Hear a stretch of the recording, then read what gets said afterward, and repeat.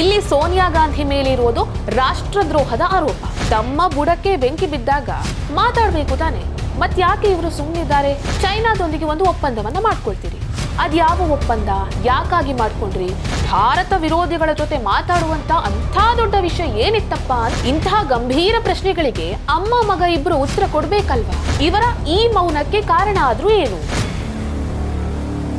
ನಮಸ್ಕಾರ. ಕಾಂಗ್ರೆಸ್ ಮಾಜಿ ಅಧ್ಯಕ್ಷೆ ಸೋನಿಯಾ ಗಾಂಧಿಗೆ ಸೋರೋಸ್ ಅನ್ನುವಂಥ ಒಂದು ಸಂಸ್ಥೆ ಜೊತೆ ನಂಟಿದೆ ಅಂತ ಬಿಜೆಪಿ ಆರೋಪ ಮಾಡಿದೆ. ಯಾವುದು ಈ ಸೋರೋಸ್ ಸಂಸ್ಥೆ? ಕಾಶ್ಮೀರ ಪ್ರತ್ಯೇಕ ರಾಷ್ಟ್ರ ಆಗಬೇಕು ಅಂತ ಬೆಂಬಲವನ್ನ ಸೂಚಿಸುವಂತ ಒಂದು ಸಂಸ್ಥೆ ಇದು. ಇಂಥ ಸಂಸ್ಥೆಯೊಂದಿಗೆ ಸೋನಿಯಾ ಗಾಂಧಿ ನಂಟನ್ನ ಹೊಂದಿದ್ದಾರೆ ಅಂತ ಬಿಜೆಪಿ ಎಂಪಿ निशिकांत दुबे ಹೇಳಿದ್ದಾರೆ.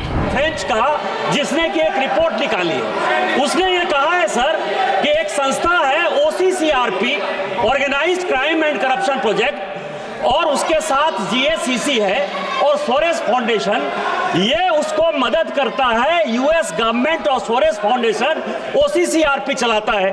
OCCRP का क्या काम है?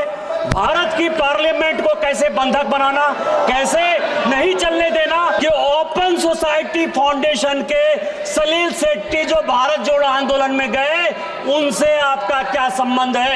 इल्हान उमर, रोहित खन्ना और बारबारा अली, जिन्होंने की माननीय प्रधानमंत्री के कार्यक्रम का विरोध किया US में, उसके साथ आपने मीटिंग की। ಸೋನಿಯಾ ಗಾಂಧಿ ಮತ್ತೆ ರಾಹುಲ್ ಗಾಂಧಿ ಮೇಲೆ ಈ ರೀತಿಯ ಒಂದು ಅನುಮಾನ ಬರೋದಕ್ಕೆ ಕಾರಣ ಅವರು ನಡ್ಕೊಂಡಿರುವಂತಹ ರೀತಿ. ತಮ್ಮ ಬುಡಕ್ಕೆ ಬೆಂಕಿ ಬಿದ್ದಾಗ ಮಾತಾಡ್ಬೇಕು ತಾನೆ, ಮತ್ಯಾಕೆ ಇವರು ಸುಮ್ಮನಿದ್ದಾರೆ? ಇವರ ಈ ಮೌನಕ್ಕೆ ಕಾರಣ ಆದ್ರೂ ಏನು?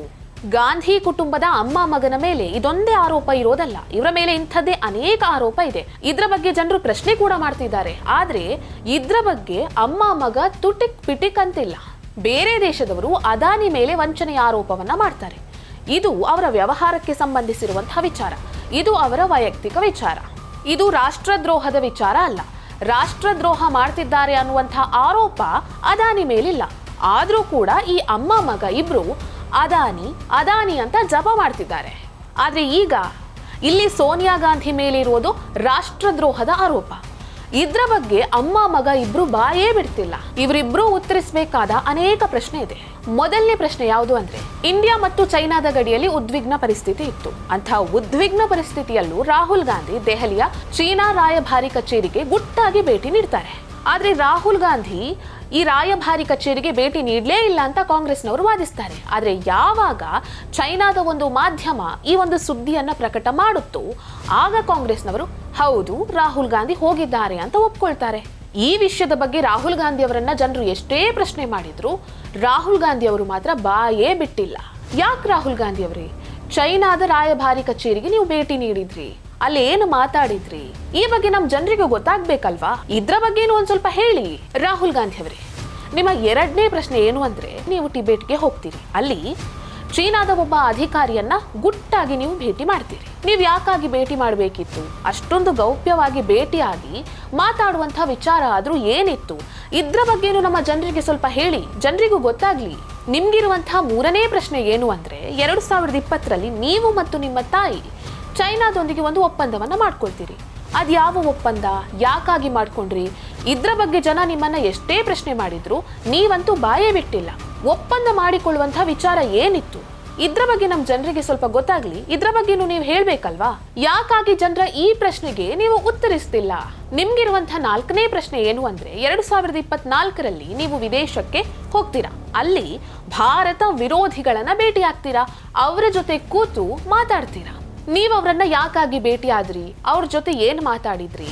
ಭಾರತ ವಿರೋಧಿಗಳ ಜೊತೆ ಮಾತಾಡುವಂತ ಅಂಥ ದೊಡ್ಡ ವಿಷಯ ಏನಿತ್ತಪ್ಪ ಅಂತ ಜನರು ಪ್ರಶ್ನೆ ಮಾಡ್ತಿದ್ದಾರೆ. ಈ ಪ್ರಶ್ನೆಗೂ ನೀವು ಉತ್ತರವನ್ನ ಕೊಟ್ಟಿಲ್ಲ. ಇನ್ನು 5ನೇ ಪ್ರಶ್ನೆ ಏನು ಅಂದ್ರೆ, ಜನರಿಗೆ ನಿಮ್ಮ ಹೆಸರಿನ ಬಗ್ಗೆನೇ ದೊಡ್ಡ ಡೌಟ್ ಇದೆ. ನಿಮ್ಗೆ ಬ್ರಿಟನ್ ಪೌರತ್ವ ಇದೆ ಅನ್ನೋ ಬಗ್ಗೆ ಅನೇಕ ಸಂಶಯ ಇದೆ, ಅನೇಕ ಪ್ರಶ್ನೆಗಳು ಇದೆ. ಈ ಪ್ರಶ್ನೆಗೂ ನೀವು ಉತ್ತರವನ್ನ ನೀಡಿಲ್ಲ. ಯಾಕೆ ರಾಹುಲ್ ಗಾಂಧಿ ಅವರೇ? ಇದಕ್ಕೆಲ್ಲ ನೀವು ಉತ್ತರವನ್ನ ನೀಡಬೇಕಲ್ವಾ? ಇಂತಹ ಗಂಭೀರ ಪ್ರಶ್ನೆಗಳಿಗೆ ಅಮ್ಮ ಮಗ ಇಬ್ರು ಉತ್ತರ ಕೊಡ್ಬೇಕಲ್ವಾ? ಯಾಕಾಗಿ ಮೌನವಾಗಿದ್ದೀರಾ? ಸಣ್ಣ ಸಣ್ಣ ವಿಚಾರಕ್ಕೂ ಟ್ವಿಟರ್ನಲ್ಲಿ ಇಷ್ಟಿಷ್ಟುದ್ದ ಬರ್ಕೊಳ್ತೀರಾ. ಆದ್ರೆ ಈ ಪ್ರಶ್ನೆ ಬಂದಾಗ ನೀವಿಬ್ರು ಮೌನವಾಗಿರ್ತೀರಾ. ಯಾಕೆ ಈ ಮೌನ? ನಿಮ್ಮ ಈ ಮೌನ ಇದೆಯಲ್ಲ, ಇದೇ ಅನೇಕ ಅನುಮಾನಗಳಿಗೆ ಕಾರಣ ಆಗಿದೆ. ಈ ಎಲ್ಲ ಅನುಮಾನಗಳನ್ನ ನೀವೇ ಪರಿಹರಿಸಬೇಕು. ಅನುಮಾನಗಳನ್ನ ಪರಿಹರಿಸ್ತೀರೋ ಇಲ್ವೋ, ಆದ್ರೆ ಈ ಬಗ್ಗೆ ಸೀರಿಯಸ್ ಆಗಿ ತನಿಖೆ ಅಂತೂ ಆಗ್ಬೇಕಾಗಿದೆ. ಈ ವಿಡಿಯೋ ನಿಮ್ಗೆ ಇಷ್ಟ ಆಗಿದ್ದಲ್ಲಿ ಲೈಕ್ ಮಾಡಿ, ಶೇರ್ ಮಾಡಿ, ಕಮೆಂಟ್ ಮಾಡಿ. ನೀವಿನ್ನೂ ನಮ್ಮ ಚಾನೆಲ್ ಅನ್ನ ಸಬ್ಸ್ಕ್ರೈಬ್ ಮಾಡಲಿಲ್ಲ ಅಂದ್ರೆ ದಯವಿಟ್ಟು ಸಬ್ಸ್ಕ್ರೈಬ್ ಮಾಡಿ. ಹೆಚ್ಚಿನ ಮಾಹಿತಿಗಾಗಿ ಪಕ್ಕದಲ್ಲೇ ಇರುವಂತಹ ಬೆಲ್ ಐಕನ್ ಅನ್ನ ಪ್ರೆಸ್ ಮಾಡಿ.